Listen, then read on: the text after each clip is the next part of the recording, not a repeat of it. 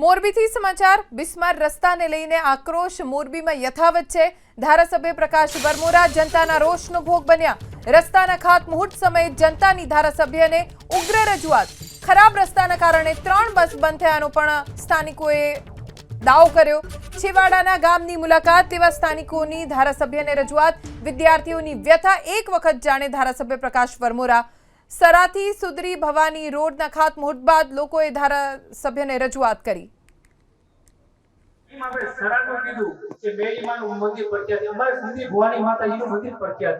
ઘણા લોકો મુંબઈથી આવે છે।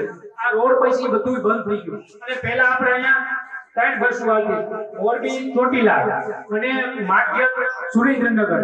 અત્યારે એટલી બધી દિક્કત પડે છે ને જવા માટે, હવે કોઈ વાહન ચડતું નથી। એટલે અત્યારે આપણે રસ્તામાં મોડું તો ઘણું થઈ ગયું છે, એ આપણે જાણીએ છીએ, અને હવે આ વસ્તુ ન બને એટલે અમારી બધી અપીલ છે।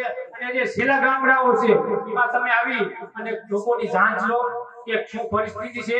બાળકો ભણવા માટે કેવી પરિસ્થિતિ ભોગવવી પડી છે। ત્યાં સ્કૂલ જે ભાઈ સરામાન સ્કૂલ છે, હાઈસ્કૂલ સુંદરી ભવાની સ્કૂલ છે, હવે અહીંયા આવવા માટે કેટલી તકલીફ પડે છે કે આપણે કોઈ વસ્તુ વાહનની કોઈ સગવડ નથી। એટલે એવી થોડી આ છેલ્લા ગામડાઓમાં તમારે થોડી જાંચ લેવી પડે।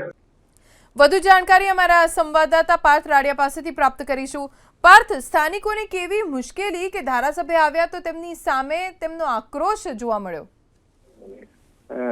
જી, હળવદ જે મૂડી તાલુકાનું જે સરા ગામ છે ત્યાં આ જે કાર્યક્રમ છે તે યોજાનો હતો। રોડના ખાતમુહૂર્તનો કાર્યક્રમ સુંદરી ભવાનીથી સરા રોડનો જે કાર્યક્રમ છે તે યોજાનો હતો અને જેમાં હળવદ ધાંગધ્રાના ધારાસભ્ય જે પ્રકાશ વરમોરા છે તે પણ ઉપસ્થિત રહ્યા હતા। આ ખાતમુહૂર્ત બાદ લોકો ભેગા થયા હતા અને પ્રકાશ વરમોરાને જે સવાલો છે તે કરવામાં આવ્યા હતા કે ખાસ કરીને જે એસટી બસ ચાલુ હોય અને હવે બંધ થઈ ગયેલી હોય, જેના કારણે સ્થાનિકો અને વિદ્યાર્થીઓને આવવા જવામાં મુશ્કેલી પડતી હોય તેવી જે ઉગ્ર રજૂઆત છે તે કરવામાં આવી હતી। તો સાથે સાથે જે છેવાડાના ગામની પણ મુલાકાત પ્રકાશ વરમોરા લે તેવી પણ માંગ કરવામાં આવી હતી। તો આ અગાઉ પણ સોશિયલ મીડિયા પર સ્થાનિકો દ્વારા પ્રકાશ વરમોરાનો ઉધરો લીધો હતો અને અનેક જે વેધક જે સવાલો છે તે પણ પ્રકાશ વરમોરાને કરવામાં આવ્યા હતા કે પ્રજાની જે સમસ્યા છે તે સાંભળો, માત્ર યોગની અને વિશ્વગુરુની જે વાત છે તે કરવામાં ન આવે, પ્રજાની સમસ્યા ખરેખર ધારાસભ્ય સાંભળે તેવી લોકોની માંગ કરવામાં આવી રહી છે।